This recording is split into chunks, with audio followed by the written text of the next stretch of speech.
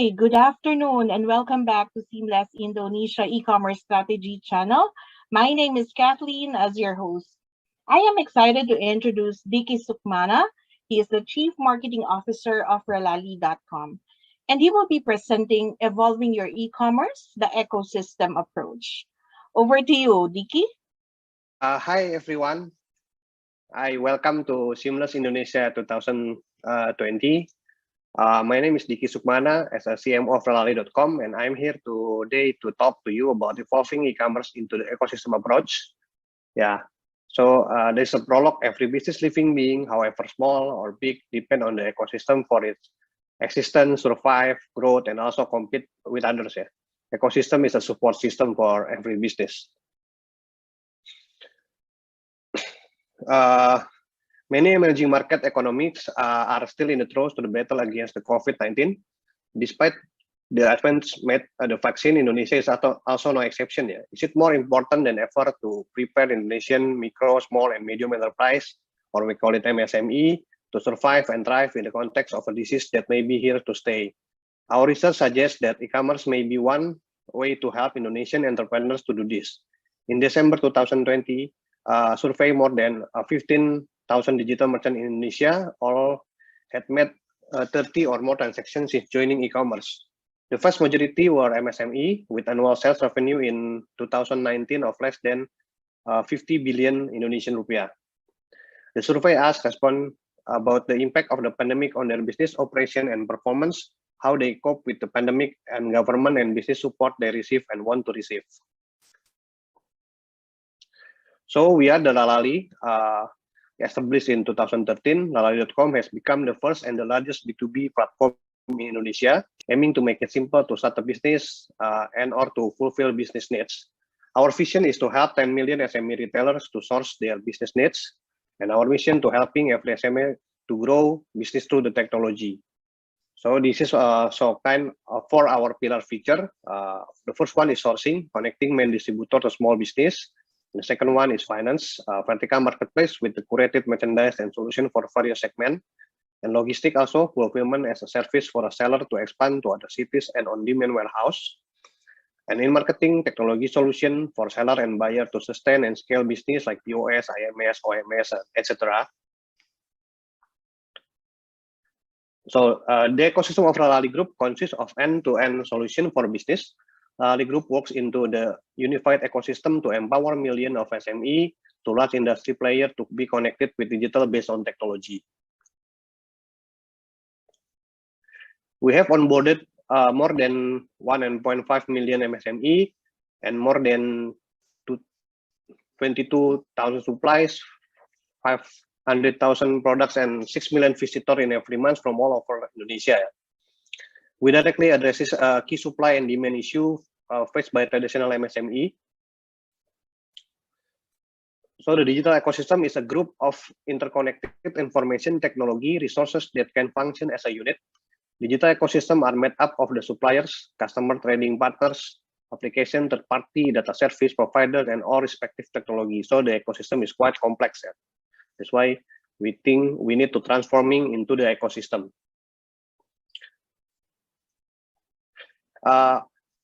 How business have changed during pandemic? Yeah. B2B organizations are facing pressure from all sides to deliver better experience. So there is like a two-side factor in our case. From the external side, the first one is impact of COVID-19. Like we know, the pandemic was a huge catalyst for many B2B companies. Business as usual has stopped, but business who have pivoted to a digital strategy now have the upper hand. Changing the B2B buyers, 59% of all B2B buyers now are millennials, and close to 30% of them are lead buyers for their organization. This digital native expect effortless e-commerce experience even when making B2B purchase.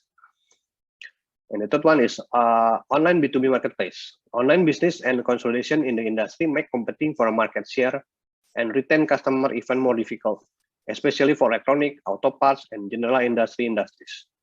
And other side is from our internal side. What's the driving the shift of the ecosystem is from our strategic direction from our C-level, like savvy digital leaders understand the needs and the driving change in their organization. And also we need to For digital transformation, companies are maximizing efficiency and gaining major competitive advantage through advanced technology and digital strategies. B2B e-commerce is a key component of this digital transformation. And also opportunity to compete. Since many in the industry are lagging behind, there is a big opportunity for companies to deliver superior customer experience and gain competitive edge. Examples of disruptive growth can include everything from developing new partnership with non-traditional players, such as startup, to creating new business models and value chains and launching new innovations and platforms to deliver new benefits, which will allow brands to gain greater share of each customer while attracting new customers. So what's the foundation and how to enter the ecosystem approach? So there are three main elements for building a successful ecosystem. There are platform, network effect, and the market expectation. I will explain later. So by one, platform. Platform is the key building block of the ecosystem, the enabler upon which ecosystem partners can build their product or services. As one of the experts suggests, it all starts with a platform. If you do not have a platform, you cannot have an ecosystem. Crucial aspects here include openness, modularity, and quality as perceived by the ecosystem. Openness means that the platform allows access to platform resource via API, for example, enabling ecosystem participants to develop their own use case. Modularity is a key driver to developing digital ecosystem as it enables different organizations to build complementary products or services. Quality means features that enable high availability, reliability, and security, which can be highly valued by ecosystem participants. This in turn will help attract other participants to the ecosystem. And the second one is network effect. Network effect is second element concern the self-perpetuating cycles of the ecosystem participation and user enrollment. Yeah. More participation and product or services on the platform lead to more end user attracted to it. At the same time, more end user on the platform attract more participants with their product and services. Ecosystem leader needs to be able to create the right incentive, financial or other kinds, as well as system to support participants. They must define how their and now competing ecosystem will create more value for user and ecosystem participation. This is a challenging task for many organizations that are not accustomed to be a dynamic where user value is created and shared across partners in the ecosystem, rather than just within one company. Two key dimensions to foster network effect, business and operational. First is related to how value is generated and shared among the partners. Clearly, ecosystem leaders, together with the ecosystem participant, need to create value for end user, and in turn generate revenue for everyone involved. An ecosystem strategy needs to have a well-defined view of how this revenue will be shared. Incentive for the ecosystem to develop also need to be made clear from the start. In addition to fair revenue splitting, this incentive can include elements such as gaining access to market, channel, as well as sharing marketing, resource, and technical support.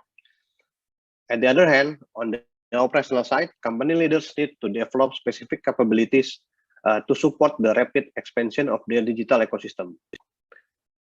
And the third one, the last one, market expectation. This is how to create ecosystem strategy.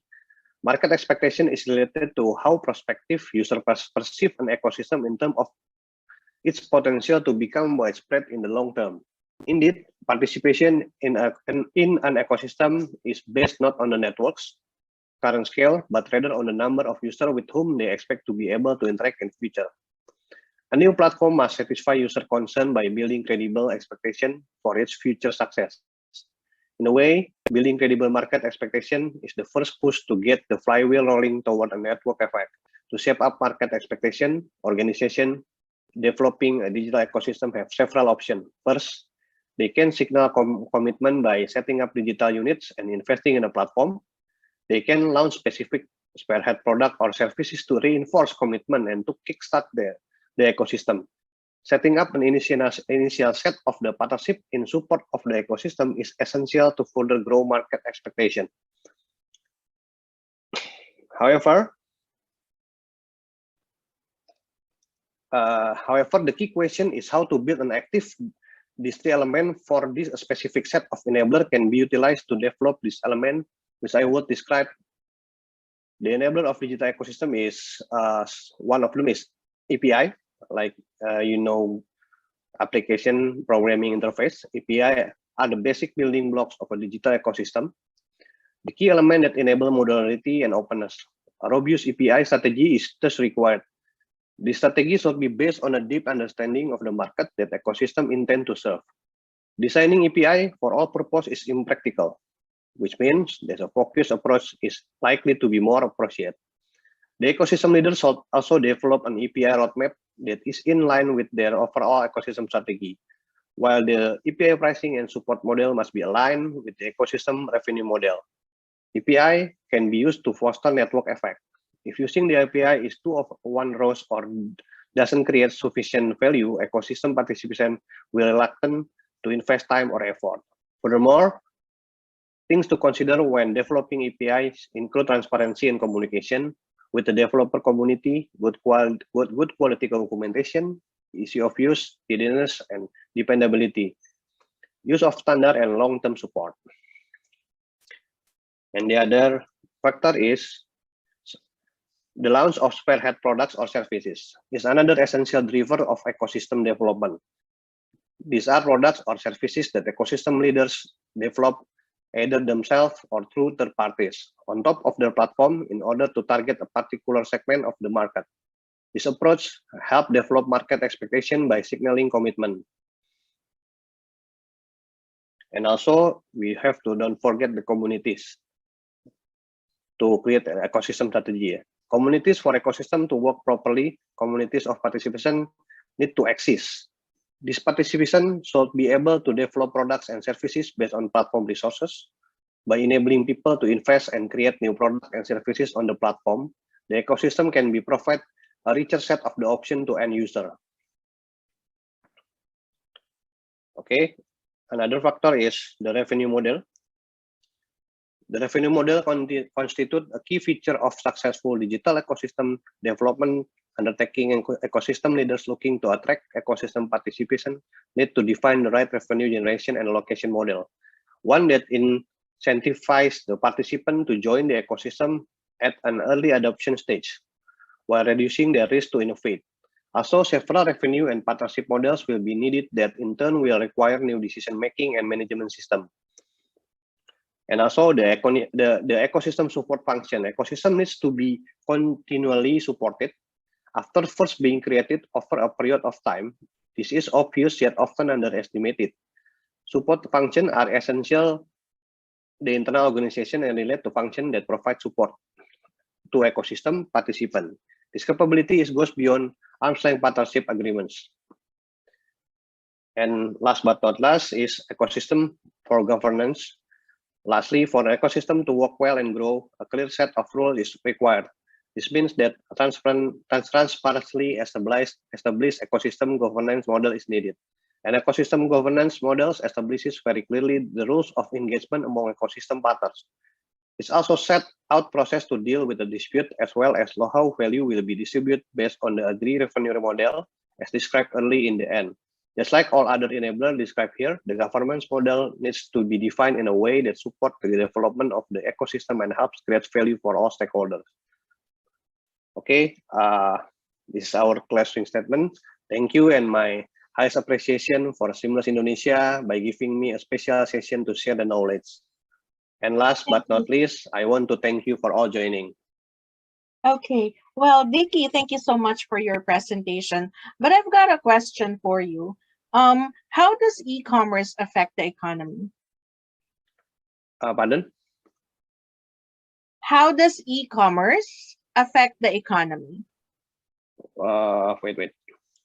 Based on your opinion. Can you hear me? Hello, wait. I changed the airport first.